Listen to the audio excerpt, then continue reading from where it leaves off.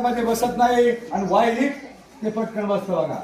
संतांचे विचार, संतांचे अभंग आज प्रत्येक गावामध्ये कीर्तन, भजन, प्रवचन, हरिपाठ, संतांचे अभंग प्रत्येक गावामध्ये गायले जातात. पण ते यांच्या डोक्यामध्ये बसत नाही बघा. सुंदर ध्यान, अवघाची संसार. अवघाची संसार म्हणजे काय म्हटलं मला आता तू? संतांचे अभंग 700 वर्षानंतर प्रत्येक गावात कीर्तन, भजन, प्रवचन गायले जातात. ते ताजे तवाने असतात, पण ते यांच्या डोक्यामध्ये बसत नाही. यांच्या डोक्यातली शांताबाई गेली आलाबावर. मला सांगा मुलांनो, डीजेचं गाणं, सिनेमाचं गाणं, ऑर्केस्ट्राचं गाणं एकच वर्ष फेमस होतं. दुसऱ्या वर्षी दिसली का शांताबाई? बाबूराव गेले गावाला. मग संतांचे अभंग आज 700 वर्षानंतरही आपल्याला तारून नेण्यासाठी प्रत्येक गावामध्ये काकडा, भजन, हरिपाठ, परिपाठ गायले जातात. ते ताजे तवाने वाटतात, पण ते तुम्ही डोक्यात घेत नाही. हरिपाठामध्ये 38 नंबरचा अभंग आहे. 38 हरिपाठामध्ये 38 नंबरचा अभंग आहे. अवघाची संसार सुखाचा करीन, आनंदे भरीन तिन्ही लोक. काय अर्थ होतो याचा? काय अर्थ होतो बाळा? आता जो वर्णन सांगा. अवघाची संसार हरिपाठ, छोटासा हरिपाठ बघा. तुमची पिढी गीता, गाथा, भागवत, ज्ञानेश्वरी मोठे ग्रंथ करणार नाही. पण 38 नंबरचा एक अभंग आहे. अवघाची संसार सुखाचा करीन. काय अर्थ होतो बाळा? आता जो बोलला तू बोलता आलं पाहिजे, बोललं पाहिजे, म्हणजे चांगलं ते बोललं पाहिजे. काय अर्थ असा होतो का? पप्पा, मम्मी, बुद्धी आणि तो टोटू. चौघांचा संसार नाही म्हटलं. अवघाची म्हणजे अख्ख्या विश्वाचा, जगाचा संसार सुखाचा करील आणि आनंदे भरीन तिन्ही लोक, म्हणजे स्वर्ग, मृत्यू, पाताळ सगळीकडे आनंद निर्माण करील. अभंगाच्या एका चरणाचा अर्थ एवढा मोठा असतो, पण तुमची पिढी ती डोक्यामध्ये घेत नाही. त्यांच्या पिढीमधलं काय आले कळ, मोठ्या पोरांचं काय झालंय, काय काय टुकार पोरं ते लक्ष देणार नाही, पण ते इकडं तिकडे बघणार. आपल्याकडे कुणी बघते का काय? कदाचित कुणी बघितलं तर मग मनातली मनात म्हणणार, रवा बघतेस तू माझ्याकडे. असं मध्ये बोलून हुशारी करून आमदार बनू शकत नाही. तर मी काय फिरतो याचं मुख्य कारण सांगतो. आज महाराष्ट्रामध्ये एक शोकांतिका आहे.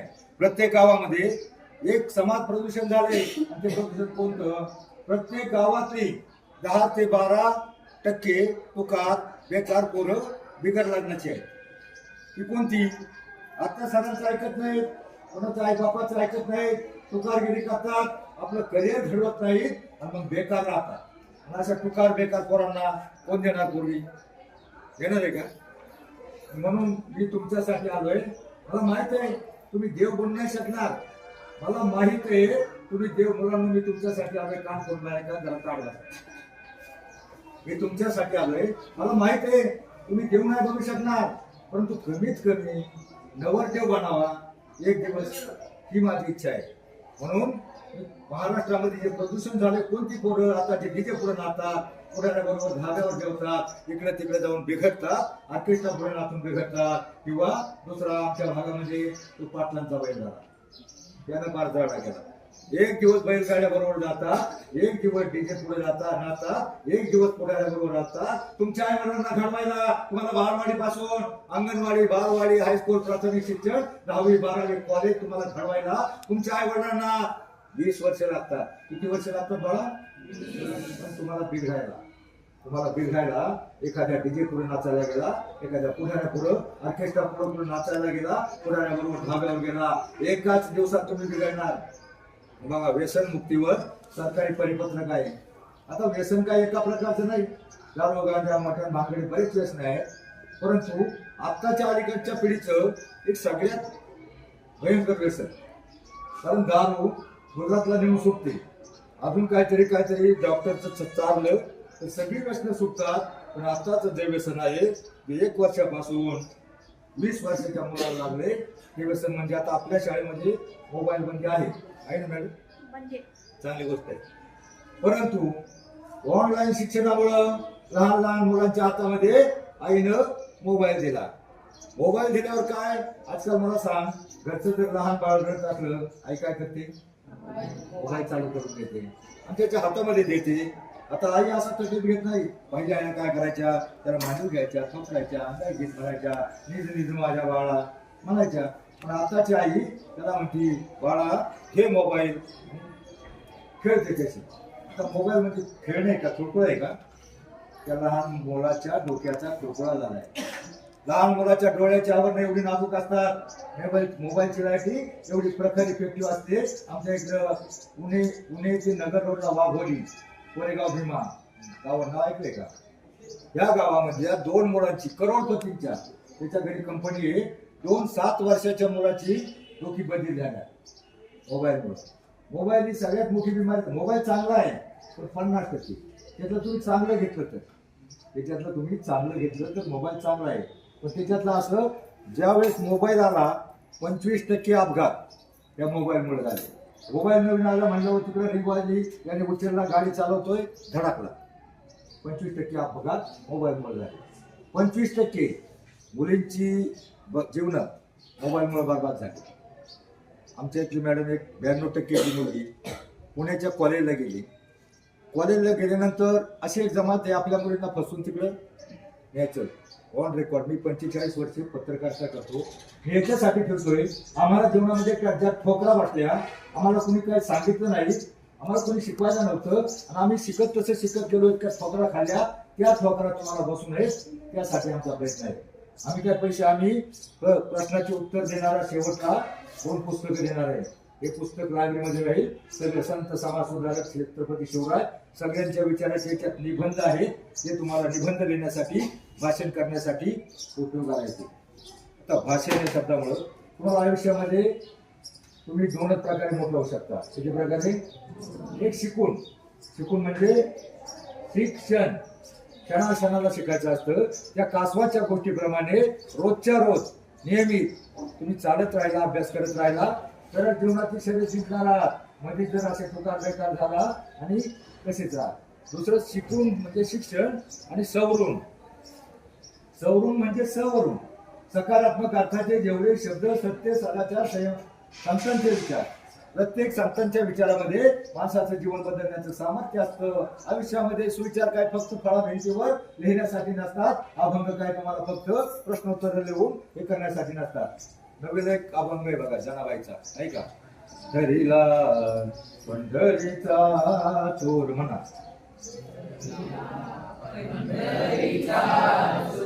धोनिया दोर,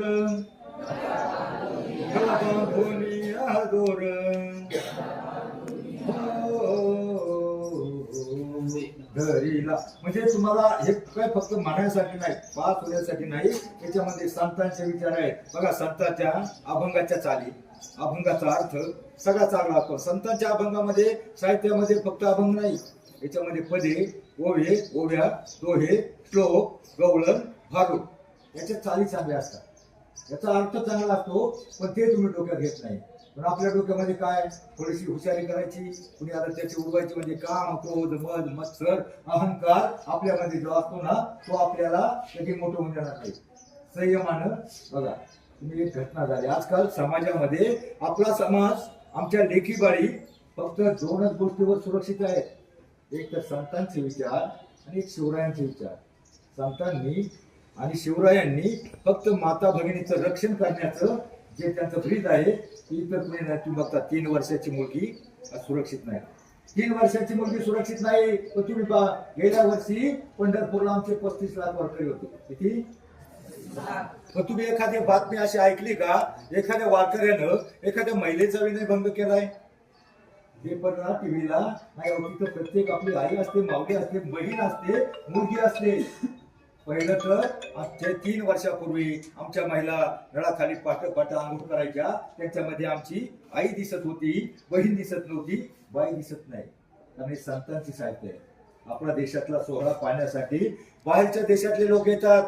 10 ते 15% फॉरेनर. त्यांना आपल्याचा हेवा वाटतो, काय एवढे लोक का जमतात म्हणून ते हाफ चड्डी, हाफ बनियन असतात ना, ते 10 ते 15,000 लोक आहेत. त्यांना नवल वाटतं. वाखरीपासून, तुम्ही टीव्हीला पाहिलं असेल सोडा ना, टीव्हीत पाहिलं ना, वाखरीपासून पंढरपूरच्या मंदिरापर्यंत लाईन लागते. या बाजूला ज्ञानोबारायाची पालखी, या बाजूला तुकोबारायाची पालखी, आणि दोन्हीच्या मध्ये डिवायडर आहे. त्या डिवायडरवर आमच्या ज्या म्हाताऱ्या बाया असतात ना, ज्यांना चालवत नाही, एक भजन म्हणता येत नाही, किंवा भारुडामध्ये नाचता येत नाही, किंवा फुगड्या खेळता येत नाही, अशा म्हाताऱ्या बाया तिथं उभी असतात. एका बाजूला ज्ञानोबराच्या नावाचा गैर चालवतो, माऊली माऊली, दुसऱ्या बाजूला ज्ञानोबा तुकाराम, विठ्ठल विठ्ठल, हे हरी विठ्ठल, कुणी फुगड्या खेळतंय, कुणी मनोरे म्हणतंय, कुणी गवळण म्हणतंय, कुणी भारत म्हणतंय, आनंदाने बेहोश होऊन लोक नाचत असतात. त्या बाहेरच्या पाण्याला हापटेटीवाल्याला नवल लागतं. अरे एवढा आनंद, ही मळक्या कपड्यातली लोक, ही फाटकी लोक, कसला आनंद मिळतो यांना? एवढा आनंद काय त्यांना काय पत्ता लागत नाही किती कशाचा आनंद झालाय, का नाचतात. आणि ते आपल्या जोडदारा म्हणती आणि आमची जी म्हातारी बाई असते ना, तिचं आमची जाडगुड बाई असते, तिच्या मागून अशी डोकं होते आणि म्हणते हो वंडरफुल. त्यांना नवं वाटतं कशाचा आनंद, हो वंडरफुल. आमची ती जाडी म्हातारी म्हणते ए बाबांनी वंडरफुल नाही पंढरपूर आहे. म्हणजे आमचा सोहळ्याचा बाहेरच्या लोकांना एवढा हेवा वाटतो, कारण आपली संस्कृती अख्ख्या जगामध्ये जी आहे ना, त्याच्यापेक्षा ही आपली भारतीय संस्कृती त्याचा जगाला हेवा वाटतो.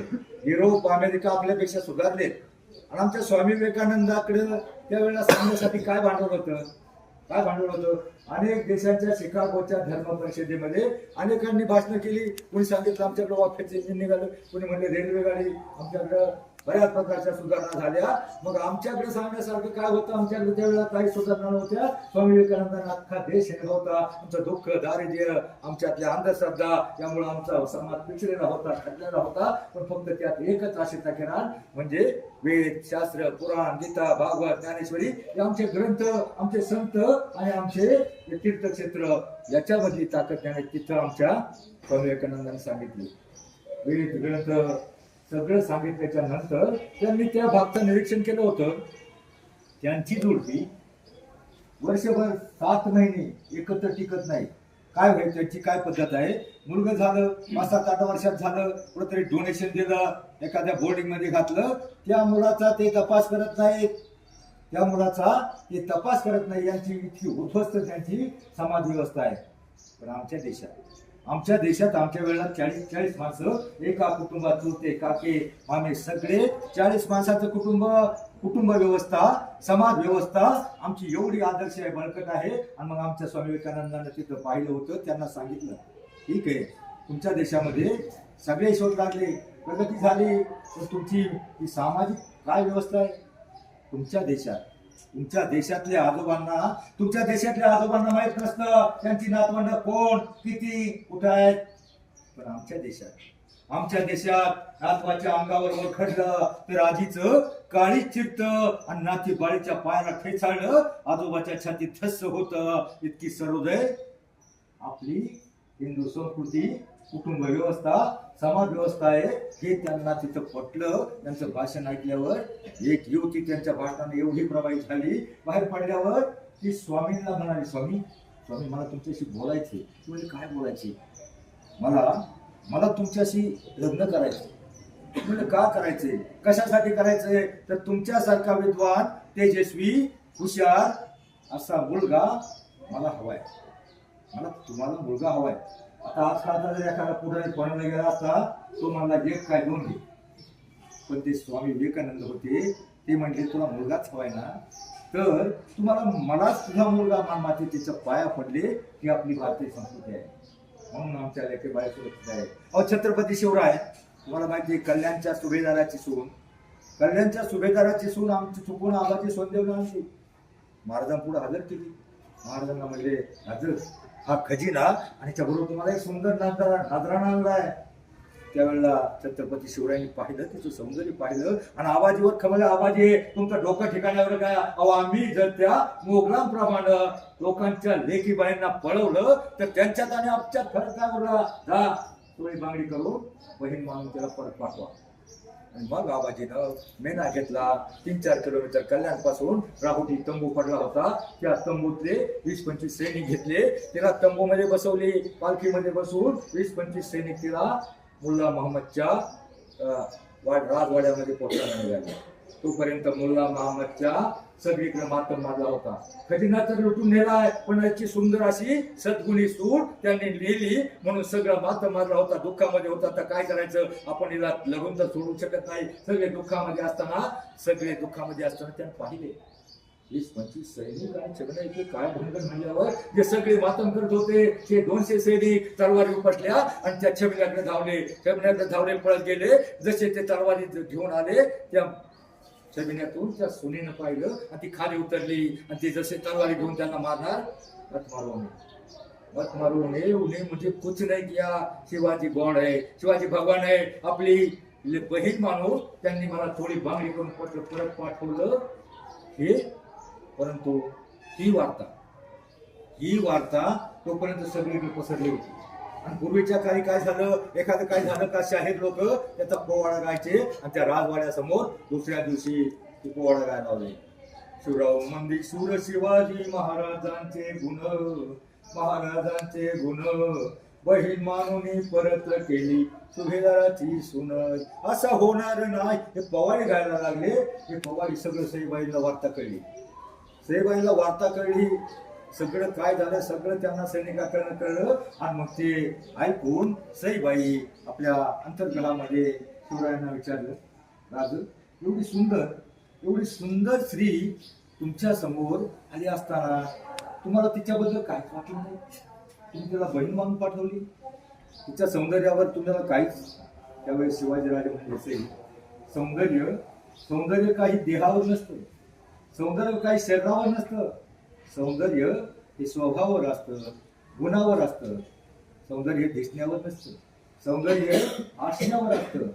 आणि ते सौंदर्य त्याला बोलतो कोण?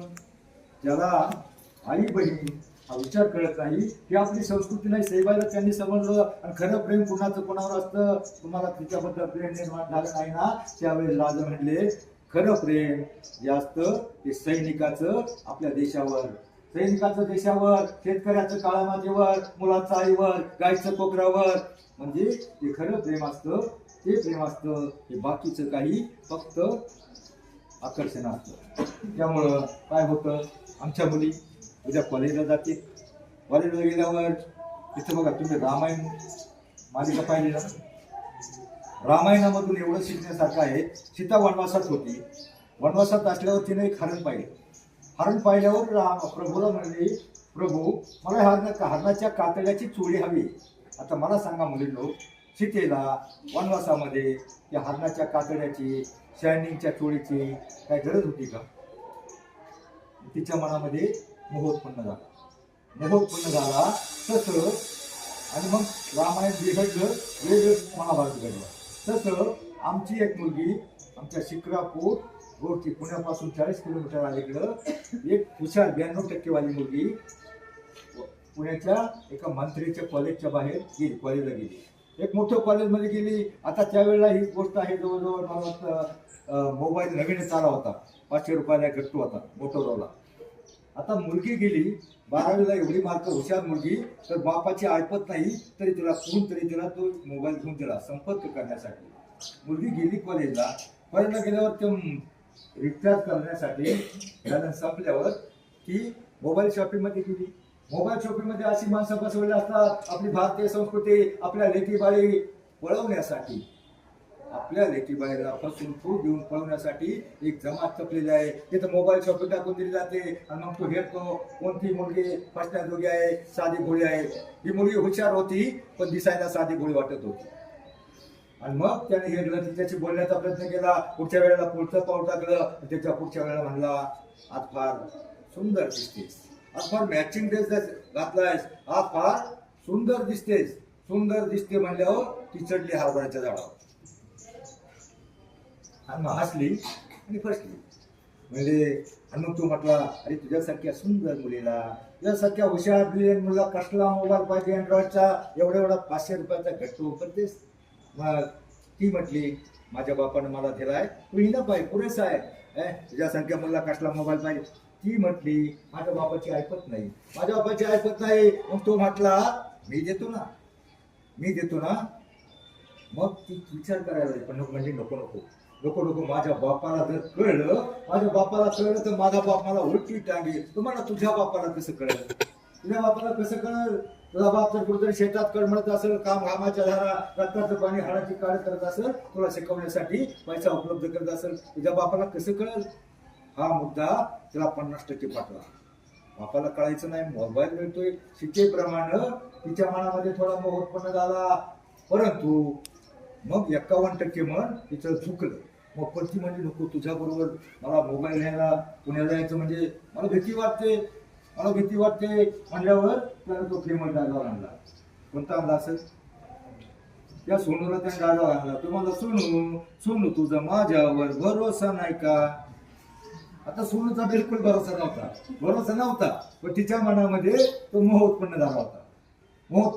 भरोसा नव्हता. परंतु तिचं मन 51% तिकडे झुकलं. त्याच्यावर पुण्याला गेली. 20,000 बरोबर होते. 18,000चा मोबाईल घेतला. किती उरले? आता पोरगी पुण्याला जायचं त्याला पाठवायची म्हणजे काय उपाशी आणायची का? येवाना वडापाव खायची त्याची अवकाश नव्हती. 5 स्टार हॉटेलमध्ये नेलं. 1800 रुपये बिल आलं. किती उरले? बसमध्ये यायला 40-80 रुपये लागत होते.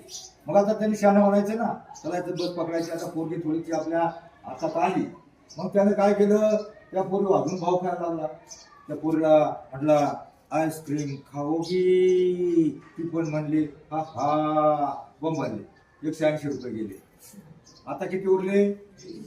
मग 20 रुपये यायला 80 रुपये जागे प्रश्नचिन्ह होतं. पण त्याचा वेळा होता.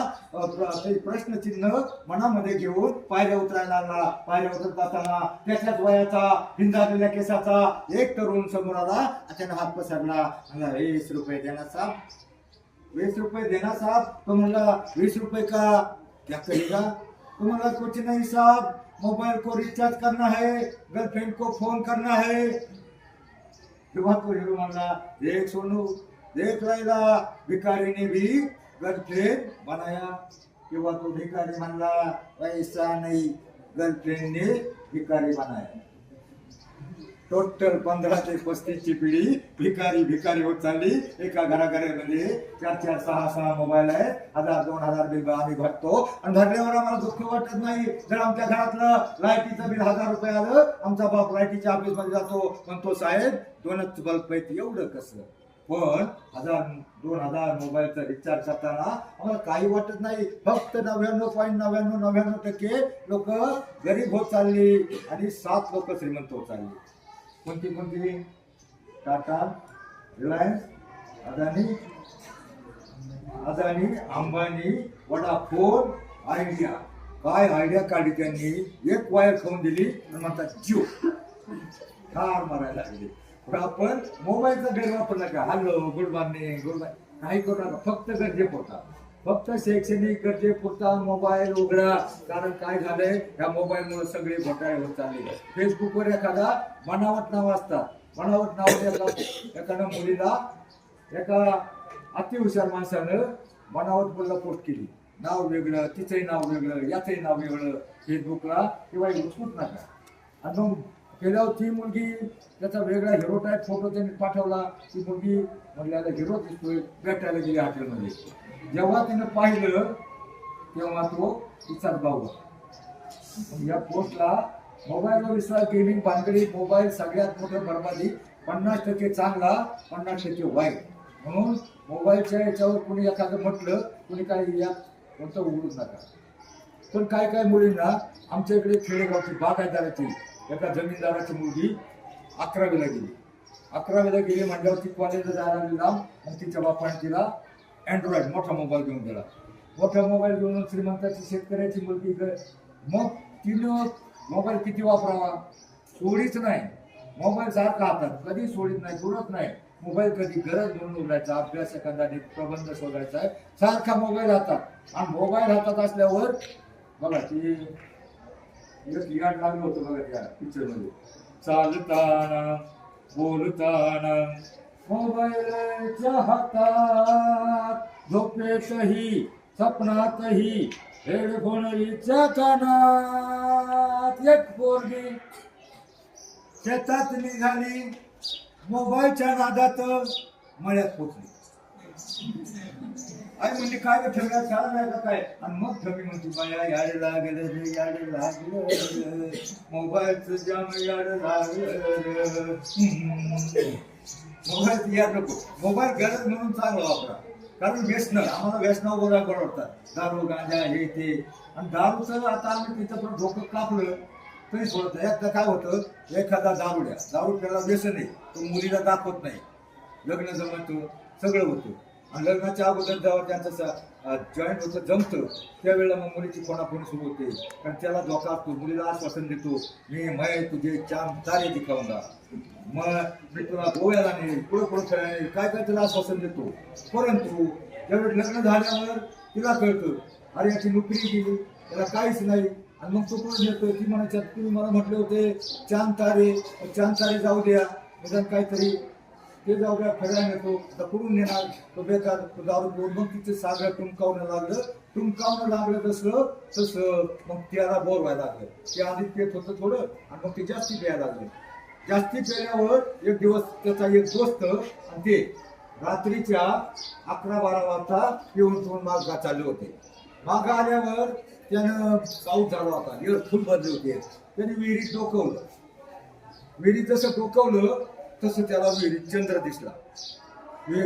दिसला. मग त्याला बायकोचं आठवलं, हा बोले ते चांद तारे लाख्या दूंगा कुठ नाही. अरे बरं झालं, जोडदार म्हणला, ते बघ चंद्र विहिरीत पडलाय, तर आता आपल्या बायकोचं म्हणणं आपण हे करू. मग त्यांनी एक लांब दोरी आणली आणि एक बोराटी बांधली आणि बोराटी खाली सोडल्यावर ते थोडा हल्ला, अरे हालतोय बघा, हालतोय म्हणला जोडदाराला वडणं कोणाचं लांब निसटून जाईल.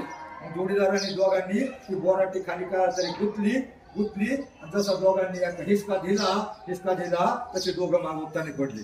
अरे तुला म्हटलं होतं ना, नाही जोरात करू बघ गेला चंद्रावर. म्हणजे व्यसनाचं काही खरं नाही. अगर आम्ही एक व्यसन मुक्तीचं काम करत होतो, एका गावामध्ये 25-30 बेवडे जमवले. त्यातला एक बेवडा समोर आला, त्याला म्हणलं तुझं लिव्हर खराब झालंय, आता तरी प्यायचं सोड ना. तो म्हणला अबे ठीक है, लेकिन अगले जन्म को मैं भगवान को बोलूंगा मुझे लिवर 32 दे दे और दांत एक ही दे दे. और त्यांच्या पुढं डोकं जरी फोडलं ना, एकदा बिघडलेला माणूस कधी सुधरू शकत नाही. त्यांच्या पुढे आम्ही एक प्रयोग दाखवला. 2 ग्लास घेतले, एका ग्लास मध्ये पाणी, एका ग्लास मध्ये दारू, दोन्ही मध्ये आम्ही लहान किडे सोडले आणि त्यांना दाखवलं, बघा नीट बघा, निरीक्षण करून बघा काय होतंय. 5 मिनिटानंतर त्या दारूच्या ग्लासातले किडे सगळे मरून खाली बसले तळाला आणि पाण्यातले किडे सगळे पळत होते. आणि मग त्यांना दाखवलं, बघा इथे तुमच्या समोर आहे, बघा या दारूच्या ग्लासातले किडे मरले, म्हणजे दारू किती विषारी असेल. तर त्यातलं एक जेवढं म्हणलं, मग तर बरं झालं. मग तर माझ्या पोटात जर अप्रेंटिसचा किडा झाला ना, डॉक्टरकडे जायलाच गरज नाही.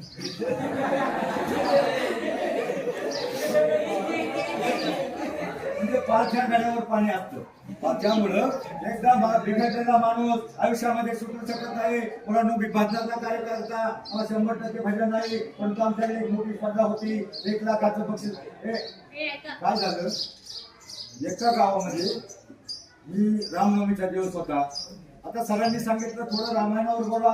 मी रामाचा जन्म, सीता स्वयंवर, लंका दहन, रावणाचा वध, सेतुबंधन, रावणाला कोणी मारलं, सीतेला कसं, हनुमानाने कसं शोधलं, लंका कशी सगळं सांगितल्यानंतर एक पूर्वी त्याला असं मारत होतं, त्याचं लक्ष नव्हतं. मी त्याला म्हणलं, बाळू रावणाला कोणी मारलं रे, रावणाला कोणी मारलं, तो म्हणतो मी नाही मारलो. आता तुझं शाळेत लक्ष नसतं, रावण कुठं लंकेत हनुमान आहे का उडून करून काय. तुमचं लक्ष काय सध्या, तुमचं लक्ष आहे शिक्षण. शिक्षण म्हणजे शून्यातून विश्व निर्माण करण्याचा मार्ग. एका शून्यापुढं 1 2 3 4 5 6 7 8 9 आकडेलेले मोठी किंमत तयार होते. शिक्षण म्हणजे सुतावरून स्वर्ग गाठण्याचा मार्ग. लोक मेल्यावर स्वर्गात जाण्याची इच्छा व्यक्त करतात, पण शिकला सवरलेला माणूस पृथ्वी तलावर स्वर्ग निर्माण करू शकतो, इतकी ताकद त्या शिक्षणामध्ये आहे. माझी विनंती आहे, आयुष्यामध्ये शिक्षणाचा 1 आठवडा 1 तास सुद्धा वाया घालू नका. कारण त्या सशाच्या गोष्टीप्रमाणे जीवनाची शर्यत जिंकायची असेल तर तुम्हाला नेहमीच रोजच्या रोज अभ्यास, गृहपाठ, होमवर्क केला तरच तुम्ही जीवनाची शर्यत जिंकणार आहात. तर मी आता तुम्हाला काय सांगत होतो, जाऊ द्या. मी भजनाचा कार्यकर्ता. 1 लाखात स्पर्धा होती, आमचे 10-12 जण होते, परंतु मी त्यामध्ये राखीव खेळाडू होते. राखीव म्हणजे कळतं ना, मागं म्हणायचं, पेटी उचलायची, हे करायचं. कारण भजन स्पर्धेमध्ये निवड, ताल, लय, पद्धत, संगीत, आलाप असे 20-20 मार्क असतात. मी म्हटलं आपण कुठवर मागं कोरस म्हणायचं, आपण एक प्रयत्न करूया. एका झाडाखाली उभा होतो, झाडाखाली उभा असताना बाजूला एक घर होतं कुणाला तरी, मी काही तपास केला नाही. झाडाखाली आमची कमांडर गाडी 10-12 जण मागून येणार होते. मी झाडाखाली उभा असताना मी म्हटलं आपण प्रॅक्टिस का करू नये. आता भजनात बघा, भजनात वेगळं म्हणावं लागतं, सरळ म्हणून चालत नाही. असं बघा, कानडा राजा पंढरीचा म्हणा, वेदा नाही कळला नाही पार जाता. जवळजवळ 90% मुली, 1-2 मुलींनी तोंडच उघडलं नाही. आता मी कुठं बायको मला काय फालतू म्हणायला सांगितलं का मुन्नी बदना म्हणणार. संतांचे अभंग आहे. एखादा चांगला विचार, एखादा संतांचा चांगला विचार आपल्या डोक्यात बसला, मनात बसला, त्याप्रमाणे आपण वागण्याचा प्रयत्न केला तर आपण नक्की मोठं होऊ शकतो. तुम्हाला कसं अभंग पाहिजे मला माहिती. सापडणार एक अभंग बघा, छुन्नुक छुन्नुक टाळ वाजवी म्हणा, पाटामधलं पाणी कान पाखरा संग गातो, विठ्ठला गाणी विठ्ठलामाची भरली, विठ्ठल विठ्ठल जय हरी विठ्ठल. तुम्ही लोक टाळ्या वाजून विठ्ठल जोरात म्हणा. तुम्हाला शास्त्रीय कारण सांगतो, आयुष्यात तुम्हाला रोग होणार नाही, कोणता कोणता कोणता होणार नाही ते सांगतो. विठ्ठल विठ्ठल जय हरी विठ्ठल, विठ्ठल विठ्ठल जय हरी विठ्ठल, विठ्ठल विठ्ठल विठ्ठल विठ्ठल विठ्ठल विठ्ठल.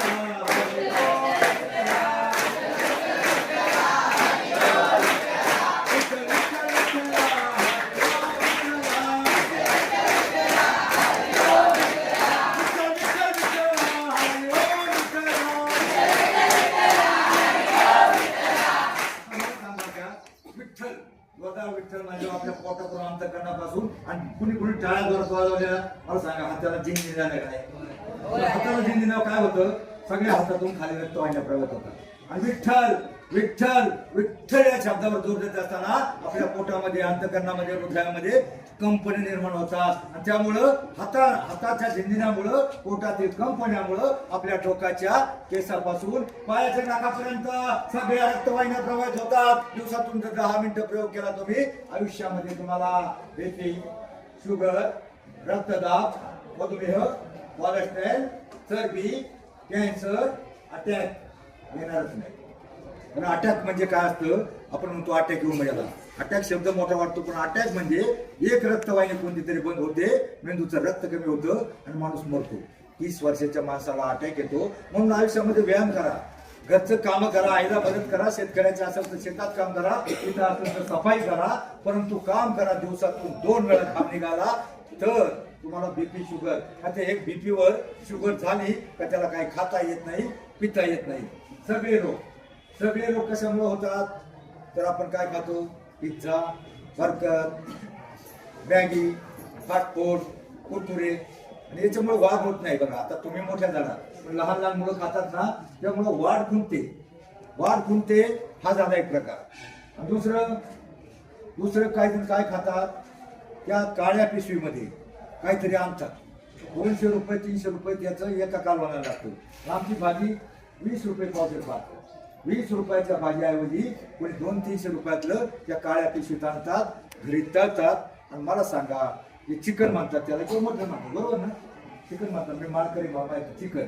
मग ते चिकन कशाचं असतं, पोल्ट्रीचं ना. आणि पोल्ट्रीमध्ये कोंबड्या कशा मोठ्या होतात माहिती का तुम्हाला, नुसतं बरोबर इंजेक्शन देऊन. इंजेक्शन देऊन ज्या कोंबडीला 60 दिवस लागतात, ती कोंबडी 30-35 दिवसात मोठी करतात. मग तिच्यामध्ये ताकद नसते, ती फुगवलेली असते. आणि मग ते मटण खाल्लं ना, ताकद येत नाही, नुसतं फुगतो. दुसरं कारण, केसाळलेले प्राणी, कोंबडी, वक्रू किंवा जे जे मटण बघा आपल्याकडे बरेच काही शेतकरी जे मरतुटी झाली म्हातारी झाली जे त्राबा विकतात गाय बैल किंवा आता बरेच प्रकार आहेत ते तुम्हाला सांगू नये तर काही ठिकाणं गाढवाचं सुद्धा मला मटण असतं. पंढरपूरला 2 वर्षापूर्वी बातमी होती गाढवा अख्खी पंढरपूरची टेम्पोत भरून नेली कोणतरी टीव्हीत दाखवलं पण पुढे नेली येणार दाखवलं परंतु ज्या वेळेला बँगलोर रोडला एक धाबा रामाबाईंचे धाबा तो धाबा फुल चालायला लागला सगळी गिऱ्हाईकं तिकडं मग बाकीच्या धाब्यावाल्यांनी विचार केला अरे आपला धाबा का चलेला याचा का चालतोय मग बाकीच्यांनी कोणतरी मागून खिडकीतून झोपून पाहिलं तेव्हा त्यांच्या मागल्या गोडाऊनमध्ये सगळी कातडी होती जनावरांची गायची बैलाची गावडाची. मग मला सांगा एखाद्या माणसानं जसा आहार तसा विचार एखाद्यानं बैलाचं मटण खाल्लं तो जड होणार एखाद्यानं कायचं खाल्लं तो शब्द मग अलीकडं आमचे जोडदार म्हणतात हा शब्द वापरू नका पण आमचे वारकरी पंढरपूरला येतात. पंढरपूरला आल्याच्या नंतर मोठमोठी लोक मंत्री पुढारी गावचे सरपंच जे कार्यकर्ता गँग असते तिथं येते अन्नदान करते पण ती तिथं जेवत नाही ते बुंदी शाकाहारी गोड खात नाही ते येतात मागं आणि 30-40 किलोमीटरला कोणता चांगला धाबा असला त्या धाब्यावर वाढतात. धाब्यावर वाढल्याच्या नंतर त्यांना कोणत्याही प्राण्याचं मटण खाल्लं ना अलीकडं एकमेकाला जे लाथा मार आहे ना हा पुढारी स्वतःसाठी त्या पक्षाला लाथ मारून दुसऱ्या पक्षात राहतो त्यानं कोणतं मटण खाल्लं असतं लाथ कोणता प्राणी मारतो. आयुष्यामध्ये जसा आहार तसा विचार म्हणून चांगलं शाकाहारी का चांगलं जागा मी सांगत होतो मी भाजनातला कार्यकर्ता मागून गाडी येत होते मी म्हटलं आपण कुठं असं सरळ म्हणायचं आपण एक प्रॅक्टिस करावा मग मी आलाप करायला सुरुवात केली म्हटलं आपण शिकायचं पोरच कुठपर्यंत म्हणायचं आपण म्हणजे 40 वर्षापूर्वी गोष्ट आहे. आणि मग त्या वेळेला मी प्रॅक्टिस करायला लागलो विठ्ठला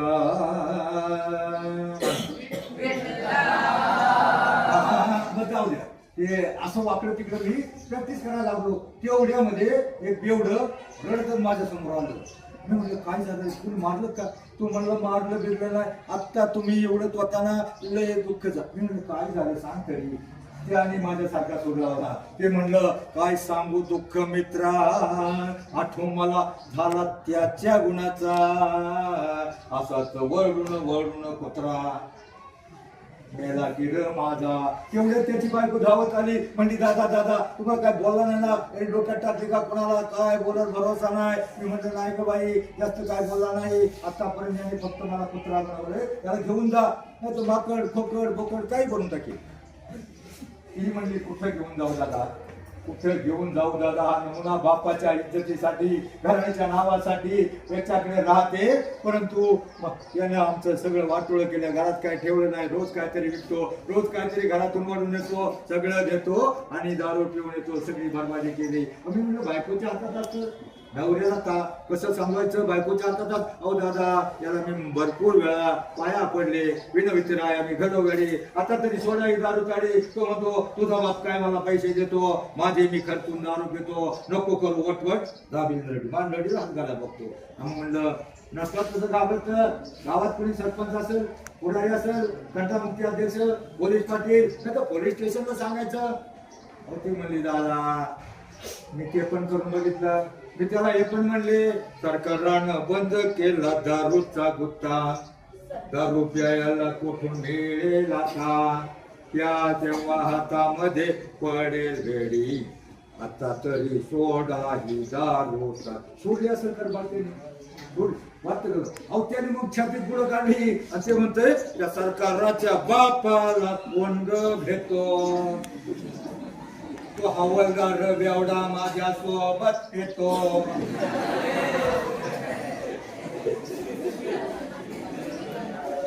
आम्हा दोघांची सोबत तंगाड जोडी. मी तुम्हाला हसण्यासाठी नाही सांगितलं मुलांनो मी तुम्हाला हसण्यासाठी नाही सांगितलं कारण माणूस एकदा बिघडला तर तो आयुष्यामध्ये सुधरू शकत नाही. पण आयुष्यामध्ये कोणत्याही वाईट माणसाच्या जवळ सुद्धा जाऊ नका. तुम्ही एक प्राणी पाहिला बघा सरपटणारा प्राणी रंग बदलतो सरडा जर पाहिला ना आमच्या लहानपणी आई म्हणायची बाळू रे त्या सरड्याच्या जवळ जाऊ नको त्यानं खुंक मारली तर डोळे जातात. सरड्याच्या जवळ जाऊ नको. बाळाला आई म्हणते सरड्याच्या जवळ जाऊ नको, त्याला कुंक मारले तर डोळे जातात. मुलांना तो सरडा तरी परवडला, पण या माणूस जातीमध्ये अशी काही माणसं आहेत त्याच्या जरी तुम्ही सावलीला गेला, जवळ गेला, ते तुम्हाला बिघडवण्यासाठी टपलेले आहेत. मग एखाद्या झाडाच्या सावलीला, एखाद्या झाडाच्या सावलीला गेला, उन्हापासून संरक्षण मिळेल. बघा एखादं पोरग नीट ऐकत नसतं, आई म्हणते त्या मेल्यावर उन्हाची सावली पडली होती. उन्हाची सावली म्हणून अशा वाईट माणसाच्या सावलीला सुद्धा जाऊ नका. समाजामध्ये तुम्हाला बिघडवण्यासाठी असे बरेच शिकारी बसलेले आहेत. बघा सगळीकडे भडका उडवलाय, आग पसरली, आग जवळ जवळ येते. हरणी आतमध्ये कशात व्यस्त आहे? टीव्ही मध्ये व्यस्त आहे. पाडस बाहेर मोबाईल मध्ये बसत आहे. भडका जवळ येतोय, आग जवळ चालली, जवळ येते, पाडस व्यस्त आहे, त्याला काय तपास नाही. आणि मग त्या आगीमध्ये ते पाडस कसं वाचणार आहे का जवळ आले तर ते जाऊ द्या. त्या आगीमधून एक वाघोबा येतो. आगीमधून होटपळून एक वाघोबा बाहेर येतो. त्यानं पाहिलं, अरे पाडस, आता याची शिकार केली तर माझं पोट भरेल. आणि मग तो वाघोबा त्या पाडसावर झडप घेणार असतो. आता मला सांगा, चिकून आगीचा वाघा येतोय, एकूण वाघोबा आहे, ती पाडस वाचणार आहे का? याच्या तिसरा झाडाच्या आजबाजूला एक शिकारी नेम धरून बसलाय. याची शिकार करण्यासाठी त्याला बाण सोडणार आहे. तेवढ्यामध्ये सांगा, एका बाजूला वणवा आलाय, आग आली, खडका उडालाय, दुसऱ्या बाजूला शिकारी आहे, तिसऱ्या बाजूला वाघोबा आहे. ते पालस कसं वाचणार आहे? सांगा कोणाला उत्तर करा. मी पुस्तक देणार आहे, हे पुस्तक तुमच्या लायब्ररीला असेल. वाचायचा काही मार्ग आहे का? वाचू शकतो? हो, सृष्टीचा काही चमत्कार, निसर्गाचा, सृष्टीचा, दैवाचा काहीही चमत्कार होऊ शकतो. आणि तो चमत्कार म्हणजे कसा वाचू शकतो म्हणजे बरोबर. बघा त्यावेळेला सोसाट्याचा वारा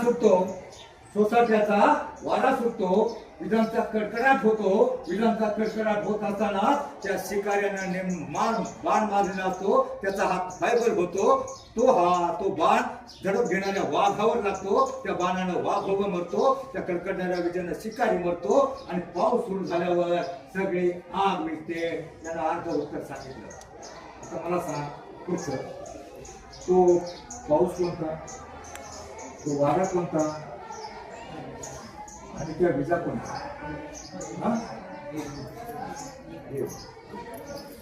कोणता? तो आता तू बरोबर सांगितलं. आज उत्तर याची 4 उत्तरे आहे. तो पाऊस कोणता, तो विजांचा कडकडाट कोणता, तो वारा कोणता? बघा तो पाऊस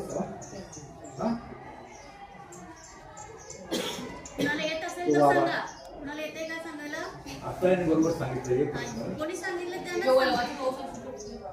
हा वळवाचा पाऊस आहे म्हणून ती आग विझली. तो पाऊस कोणता, तो वारा कोणता, तो विजांचा कडकडाट कोणता? जाऊ द्या. ज्या वेळेला परमार्थाचा सुसाट वारा सुटे, अध्यात्माच्या विजा कडतील आणि संस्काराचा पाऊस या पाडसावर पडेल, त्याच वेळेला हा भडका सांगणार आहे. आता मला हा सांगा, तो वणवा कोणता, तो शिकारी कोणता, तो वाघोबा कोणता?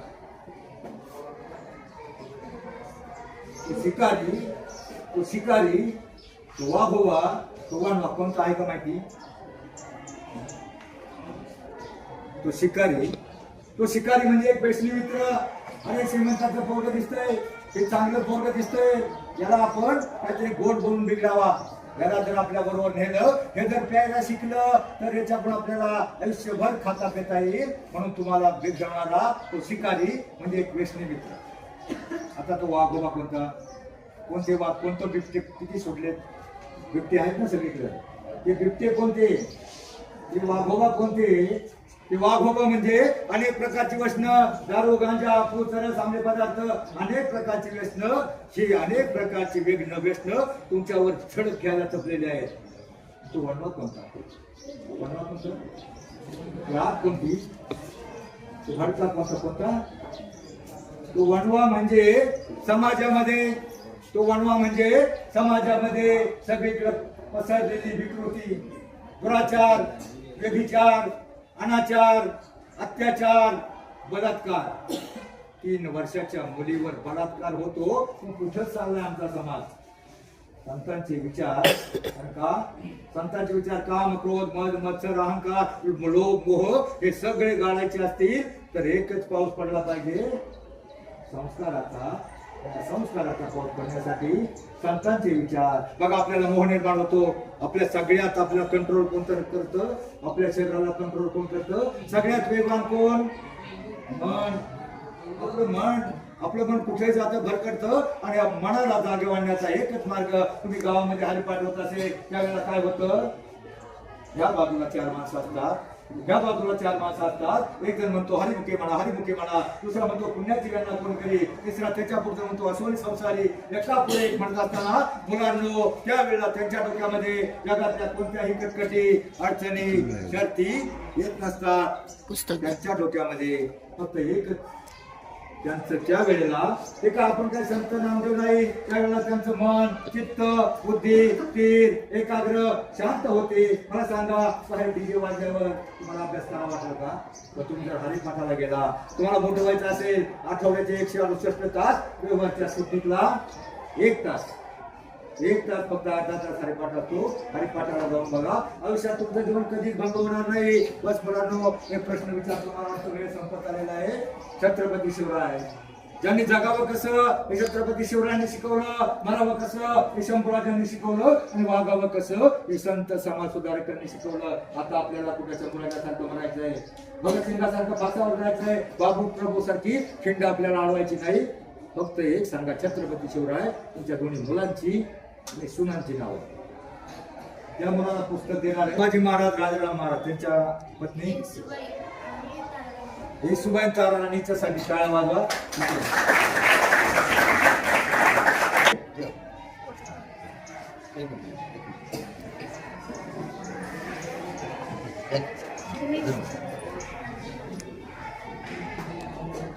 माहिती तुम्हाला सायराज माहिती ना? सायराज म्हटला हिरो, त्याच्या 2 मित्रांची नाव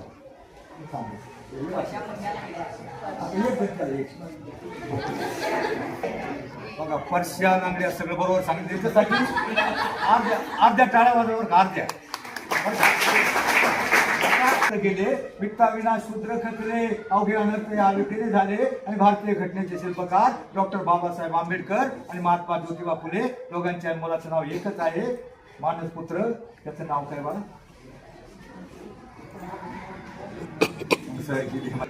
परंतु जे चांगलं जगी ह्या त्याचा करा स्वीकार. जे चांगलं आहे ना, संतांच्या बघा, ज्यांना इतिहासाचं विस्मरण होतं ते इतिहास कधीच घडू शकत नाही. तुझं नाव लिह आणि पुस्तक सरांकडे लिह. आपण पाठतो.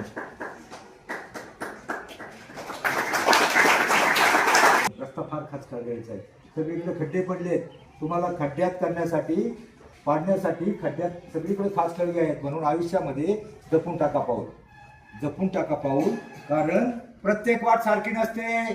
जपून ठेवा विश्वास, कारण प्रत्येक माणूस आपला नसतो. जपून घ्या निर्णय, कारण प्रत्येक पर्याय योग्य नसतो. जपून ठेवा आपलं मन, तेच फक्त आपलं असतं. मनाचा ब्रेक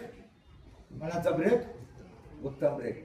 आणि या मनाला ब्रेक लावण्याचं साधन पेंटिंग करून रिपेअरिंग होऊ शकते. पण या देहाच्या बॉडीची गाडी एकदा बदनाम झालेल्या मुलीला समाज स्वीकारत नाही. तुमच्या आईवडिलांनी तुमच्यासाठी चांगलीच व्यवस्था करून ठेवलेली असेल. आयुष्यामध्ये आपल्या आईवडिलांना मान खाली घालावं लागेल असं आयुष्यात वागू नका.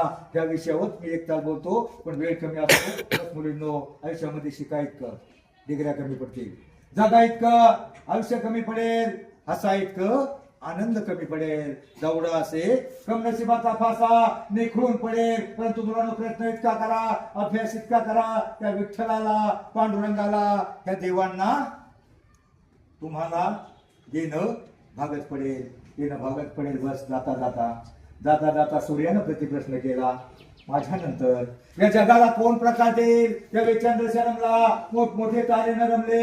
एक पंथी समोरून म्हणाली, काय म्हणाली? प्रभू, माझ्या परीनं मी नक्की प्रयत्न करेन.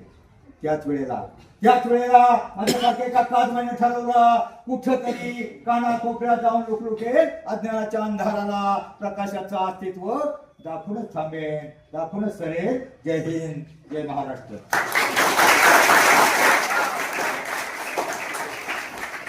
मुक्ताई विश्वसेना सेवा प्रतिष्ठान प्रबोधन प्रशिक्षण यामार्फत जे आपल्याला प्रबोधन करण्यासाठी आले ते म्हणजे श्री ज्ञानेश्वर लिंबाजी मिळगुले सर हे काय आहेत तर त्यांनी आपल्या प्रत्येक शाळेमध्ये जाऊन प्रशिक्षण दिलेलं आहे की 10वीच्या विद्यार्थ्यांनी नव्हे तर 5वी ते 10वी सर्व विद्यार्थ्यांनी कशा पद्धतीनं शिक्षण घेऊन त्या शिक्षणाबरोबर संस्कार कसे जपले पाहिजेत हे करतच अध्यात्म माणसानं घ्यावं, अध्यात्माबरोबरच या ठिकाणी परमार्थ कसा साधावा, सुसंस्काराची जोपासना कशी करावी आणि संस्काराची शिदोरी आयुष्यभर कशी पुरवावी हे अतिशय प्रभावीपणे आणि सुंदर शब्दामध्ये त्यांनी सांगितले.